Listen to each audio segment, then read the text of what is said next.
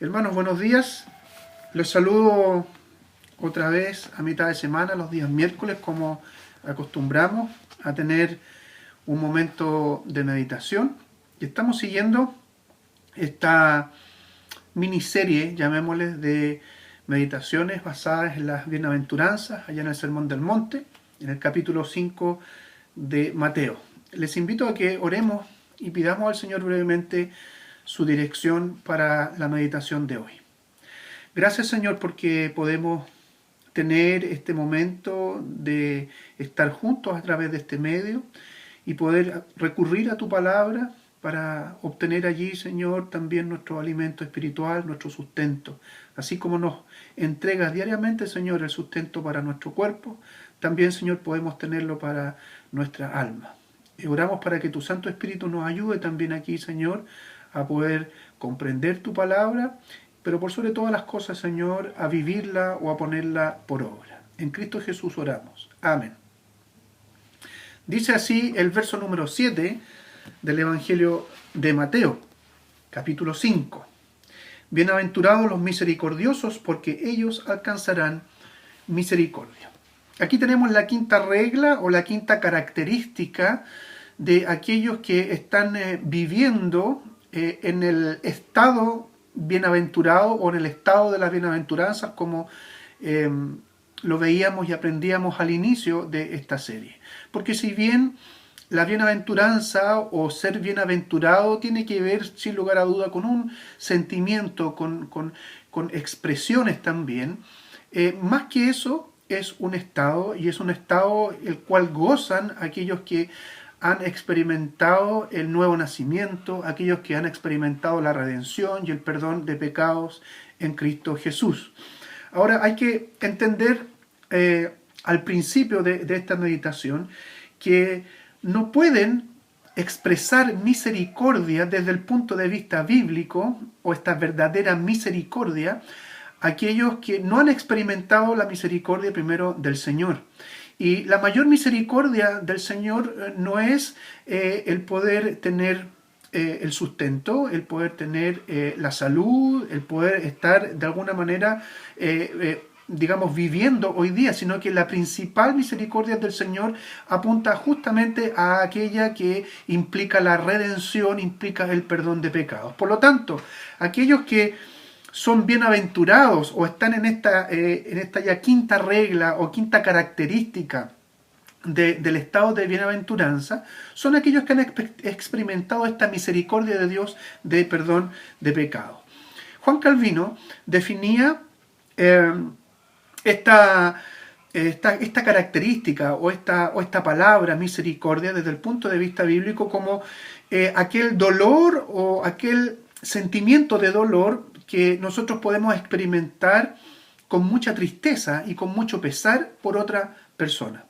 Y esto se acerca a la definición que nosotros tenemos al castellano o al español de la palabra misericordia aquí en nuestras Biblias, que obviamente viene o deriva del idioma original, que en este caso es el griego, donde la palabra original ahí para misericordia o misericordioso es eleos, que tiene la traducción, podríamos decir, literal como compasivo. Sin embargo, en nuestra Biblia está esta misericordia, y que en el latín implica una palabra compuesta que viene de la palabra miseria y de la palabra cordis, ¿no es cierto? Y cordis significa corazón. Es decir, ponerse o vivir en nuestra vida, en nuestro pellejo, podríamos decir, la miseria de otro. Y en ese sentido está la explicación o cómo define, en este caso Juan Calvino, esta miseria. Pero hay otros que la van desarrollando un poco más y que van también en concordancia con esta misma definición, como son los puritanos, de los cuales nos estamos también nosotros tomando para meditar en estas secciones. Por ejemplo, Thomas Watson decía que misericordia es tomarse en serio las miserias de aquellos que sufren, de aquellos que están siendo atormentados, que están viviendo alguna clase de sufrimiento, pero además implica estar listos para ser instrumentos de Dios para el bien de aquellos que están viviendo esta miseria. Es decir, ya aquí se va agregando otra connotación, que no solamente el sentimiento, sino que mover a la acción. No solamente sentir eso, sino que esto provoque un accionar. Y uno de los que estamos siguiendo, una de las personas, en este caso un pastor puritano que estamos siguiendo en estas meditaciones, William Perkins, agrega esto, que es una santa compasión. No es solamente un sentimiento de corazón, ¿verdad? Por las miserias de otros, sino que es una santa compasión del corazón por la cual un hombre se conmueve, dice, para ayudar a otros en su miseria. Allí está en plenamente concordancia con Thomas Watson. Y dice que esta actitud de nuestro corazón la podemos dividir en tres partes, dice William Perkins. La primera tiene que ver directamente con el corazón. ¿Por qué? Porque es allí donde está la motivación, este corazón transformado porque ha vivido la misericordia de Dios, se pone en el lugar de otro, pero no solamente eso, sino que se entristece por la miseria de otro.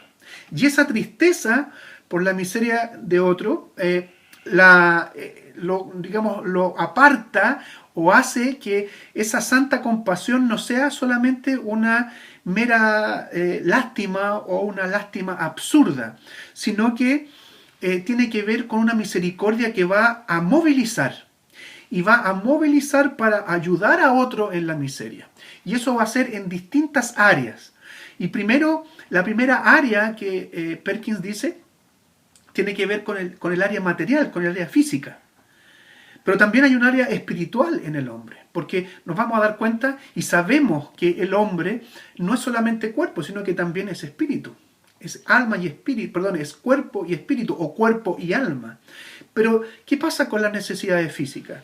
Dice que el misericordioso, cuando vea dolencias en el cuerpo, los misericordiosos van a buscar que esas cosas se solucionen. Por ejemplo, levantando hospitales, creando redes, asistenciales y crear hospitales para atender esas dolencias. También el misericordioso, al ver enfermedades, ¿qué va a buscar hacer? Distribuir medicinas, distribuir justamente las soluciones para atender esas enfermedades. Cuando vea hambre, el misericordioso o los misericordiosos van a buscar solucionar y distribuir alimentos. Y cuando exista crimen, va a buscar protección, va a buscar que esas personas sean protegidas. Pero también dijimos que hay otra área del ser humano y que es el área espiritual. Y el misericordioso también tiene conciencia de eso. Y aquí podemos ver la diferencia entre la misericordia que, sin lugar a dudas, aquellos que no son cristianos pueden ejercer. Pero la van a ejercer la misericordia generalmente o casi exclusivamente, sin temor a duda, en la parte física.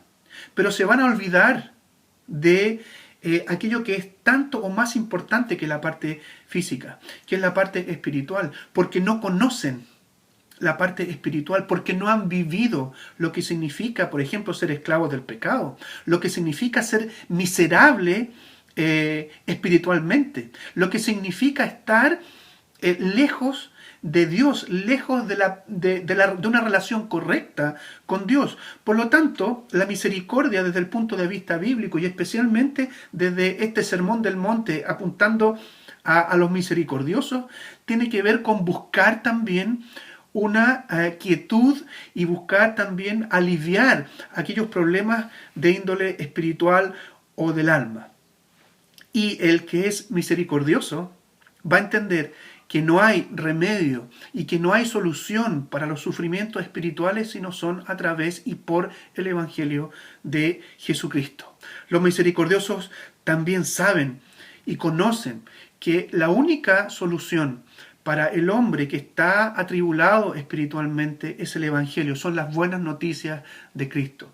Por lo tanto, hermanos, que el Señor nos motive a vivir esta misericordia, a vivir primero la misericordia de Dios hacia nosotros, y eso nos motive, nos movilice, como se está viendo en muchas iglesias también, que lo estamos haciendo, estamos yendo en socorro de aquellos que están sufriendo hoy por distintas circunstancias, sufriendo físicamente, pero hay muchos hoy que siguen y siempre van a tener necesidad espiritual. Hay que atender a las dos. El ser bienaventurados, en este caso, por ser misericordiosos, porque aquellos van a recibir misericordia, es decir, los únicos que podemos esperar o tenemos la esperanza de recibir la misericordia plena de Dios son aquellos que hemos también recibido en principio la misericordia del Señor a través del perdón de pecados en Cristo Jesús. Y nos veremos movilizados a atender las necesidades físicas, pero también las necesidades espirituales de aquellos que tenemos a nuestro alrededor. Que el Señor nos bendiga, que el Señor nos anime, que anime a la iglesia toda a ser movilizada para ir en ayuda y para hacer y mostrar misericordia, así como el Señor la ha mostrado con nosotros. Que el Señor nos bendiga, nos estamos comunicando. Un abrazo para cada uno de ustedes.